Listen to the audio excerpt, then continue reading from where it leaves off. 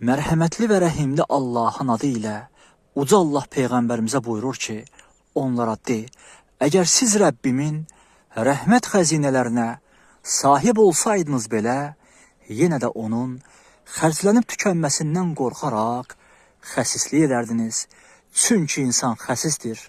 Başqa ayədə buyurulur, həqiqətən insan kəmhövsələ yaradılmışdır.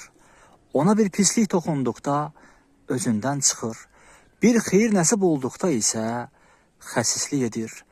Namaz qılanlar istisnadır. Peyğəmbərimiz sallallahu aleyhi və səlləm demişdir, Allahın əli doludur.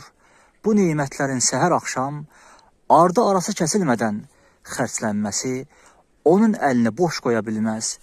Məgər Allahın göyü və yeri yaratdığı gündən bəri nə qədər xərclədiyini görmürsünüz?